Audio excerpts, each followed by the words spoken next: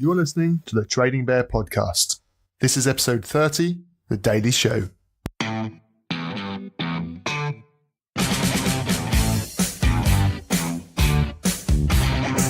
Mystery player. Position. Forward. Start price. 61p. Current price. 62p. PB. 5p. MB. 0. Dividend yield. 8.6%.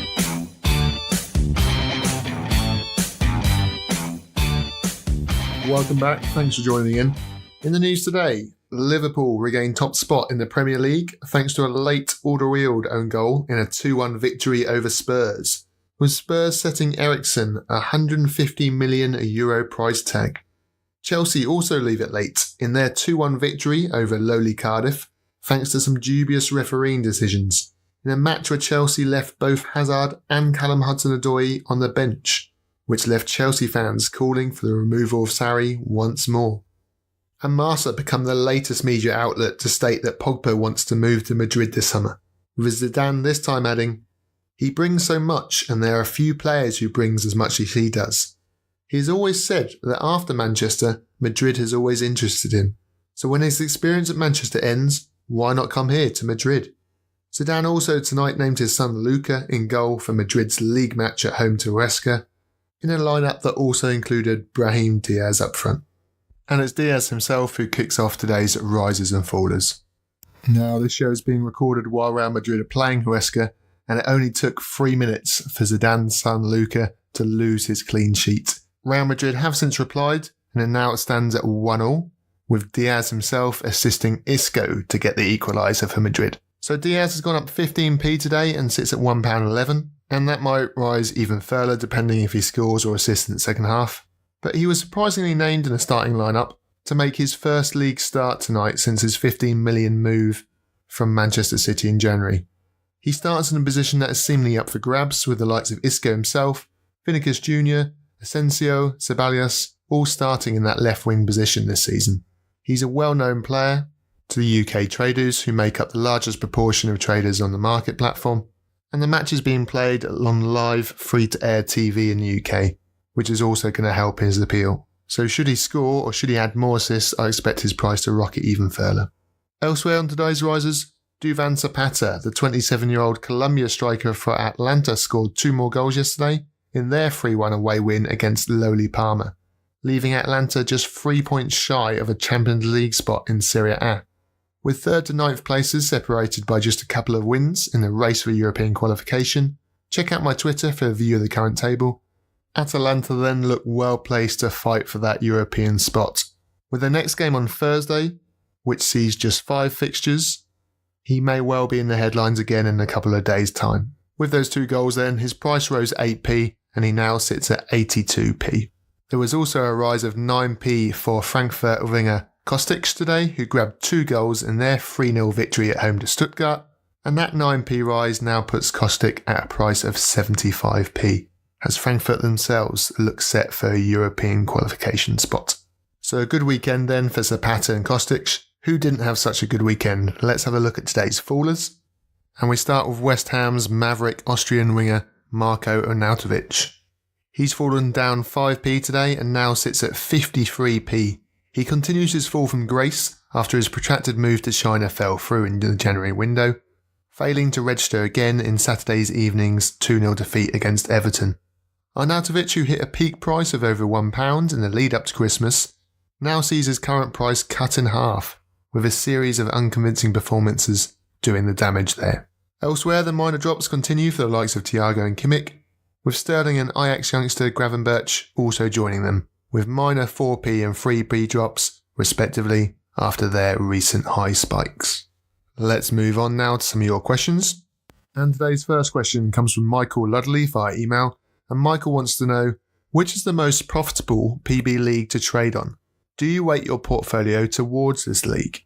Well, to new listeners or new traders, to confirm there are 5 PB leagues, i.e. there are 5 leagues that qualify you for the performance bonus dividends. And those are the English Premier League, the top league in France, Ligue 1, the top league in Spain, La Liga, Serie A in Italy, and Germany's number 1 competition, the Bundesliga. So which one of those 5 is the most profitable? Well, it's very hard to quantify a particular league to being the most profitable, Michael. But certainly some leagues have advantages over other leagues. For example, the EPL, the Premier League, is going to be the most common to most traders, it's the most well known, and hence traders, especially newer traders, are going to be more comfortable buying those players they're familiar with. And hence an example used at the start of today's show in Brahim Diaz. Although young and playing in a foreign league, the name is already familiar to those traders in the UK, and hence his price may rise quicker than the likes of a similar young talent at the same club, for example Sabalius. So the Q&amp or the capital appreciation chance would be more profitable on well-known names, or those players that have played in the EPL before. You could then have a look at the numbers side of things, and there's 20 teams in each of those major leagues with the exception of Bundesliga, which only has 18 teams. So an extra 4 games for each team, and a higher chance to get those in-play dividends for those players. And then lastly, I'd have a look at the tactics and culture of a particular league. For example, Serie A is well known for its defensive side of things, with the EPL well known for its all-action style. But I think you pay a premium on the EPL players as they are well known, and so the dividend yield you're getting back is not going to be as high, for example, as a club in the Bundesliga. And certainly players that play for Leverkusen, or Werder Bremen, or Frankfurt, Mönchengladbach earlier on in the season, these teams fighting for a European spot can often offer up a great value. Duvan, Zapata and Gomez at Atalanta, Torgan Hazard and Alexander Play earlier on in the season for Mönchengladbach, and the likes of Nicolas Pepe and Bamba at Lille offering examples of this. So which league is therefore the most profitable to trade upon?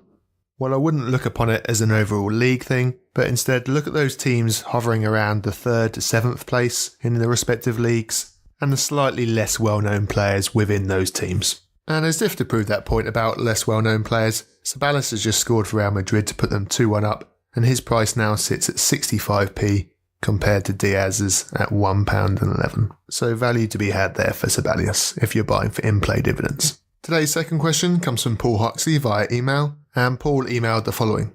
Hi, new trader here. I understand in-play dividends are payable for the first 30 days you hold shares. If I sell shares after 30 days, then rebuy them, are the in-play dividends then payable again? Is this a trading practice you'd recommend? Love the podcast, Paul. Yes, they are, Paul. Essentially, you're buying the shares all over again, you're starting from scratch, and therefore they qualify for the in-play dividends again. So for example, if you had 100 shares in Balotelli, you sold all 100 after 30 days, and then bought another 100 the following day, those 100 shares would then begin another 30-day cycle, and you would receive any in-play dividends earned during that time. In a second example, if you held 100 shares in Duvan Zapata, you then sold 50 and kept 50 to lock in some capital appreciation profit, but then decided to buy another 50 to once more hold 100 shares in him, then only the most recent 50 shares would qualify for the next 30-day cycle. Essentially then, every time you buy a new share in a player, that individual share has a 30-day cycle attached to it. Is it a trading practice I'd recommend? Well, it all depends on the player and the fixtures that player has. Usually, if you're buying for in-play dividends, then you're buying specifically because that player has 6 or 7 good fixtures coming up in the next 30 days. Now, there are certain players that have peaks and troughs, the likes of Vardy being a famous example, but I don't personally tend to buy for just in-play dividend reasons. I look at the in-play dividends as a bonus upon buying that player. There's often a lot of volatility attached to these type of players that score and then sold off on Sunday night, Monday morning. So ideally you want more than just the one reason for buying that player. That's it for this episode. You can download and subscribe to the show on iTunes, Spotify and Podbean. Head over to the website to send in a question, tradingbearpodcast.com. Alternatively, you can find me on Index Gain or Twitter under the name Trading Bear. Thanks for listening and stay tuned for the Mystery Player.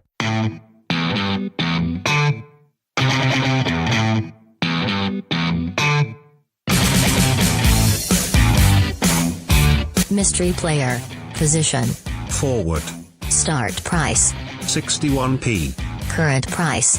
62p. PB. 5p. MB. 0. Dividend yield. 8.6%. Trading Bear. Today's mystery player was Celta Vigo striker Iago Aspas.